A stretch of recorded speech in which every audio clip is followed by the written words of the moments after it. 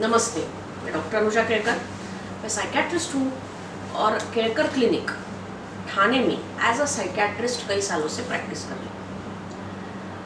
फिलहाल जो कोरोना की स्थिति है, कोविड-19 इन्फेक्शन जो फैला हुआ है, उसकी वजह से जैसे मैंने कहा कि लोगों पे भारी उसका निगेटिव इम्पैक्ट हुआ है, फिजिकली भी और साइकोलॉजिकली भी। उसमें अलग अलग एज ग्रुप्स के लोग में अलग अलग चीज़ें हमको देखने को मिलती है।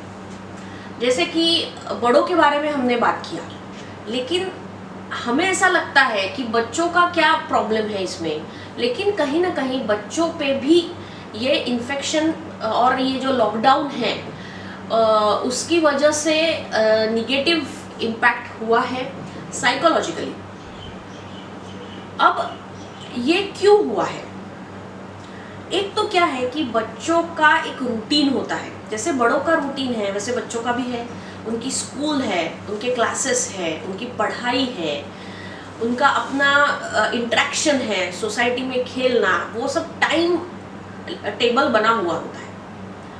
अब ये लॉकडाउन की वजह से वो बाहर जा नहीं पाते हैं, बाहर अपने दोस्तों से मिल नहीं पाते हैं, उनका रूटीन सब डिस्टर्ब हो गया है।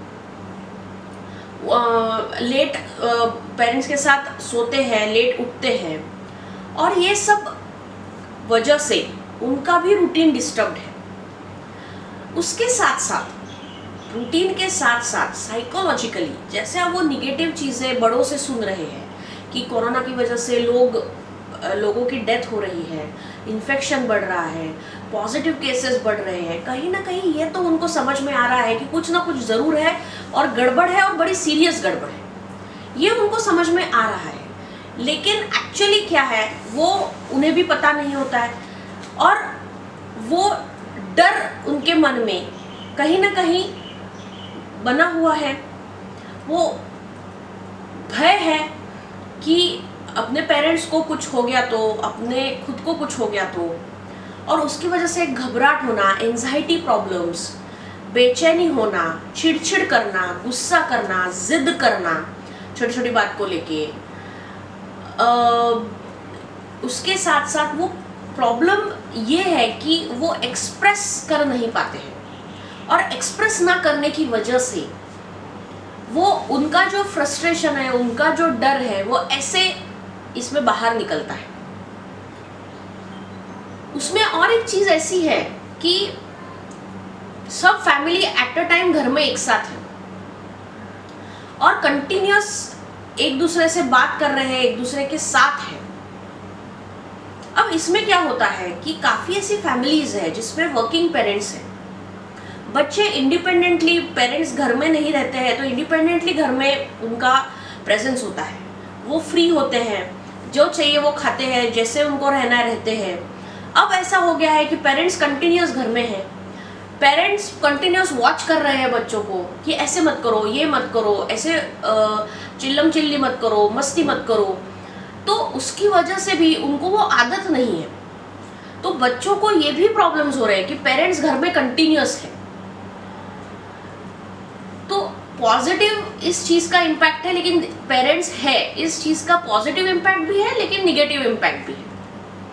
अब इसमें क्या करना चाहिए बच्चों को लेके? सबसे पहले तो कि बच्चों को ये सब जानकारी, जितना उनका मेंटल आपको आईक्यू लेवल लगता है, जैसे 10 साल का बच्चा है तो उसके आईक्यू के हिसाब से उनको समझाना चाहिए। अगर 5 साल का है, 12 साल का है, तो हर एक का अपना अपना आईक्यू लेवल है। उनके आईक्यू लेवल पे, उनके लेवल पे जाके उनको ये समझाना ज़रूरी है कि फ़िलहाल स्थिति क्या है।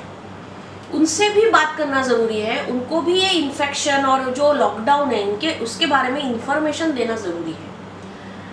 क्या एक्चुअली करना चाहिए, क्लीनलीनेस कैसे मेंटेन करना चाहिए, ये सब उनका जो डर है वो ये सब इंफॉर्मेशन देने से कम हो जाएगा।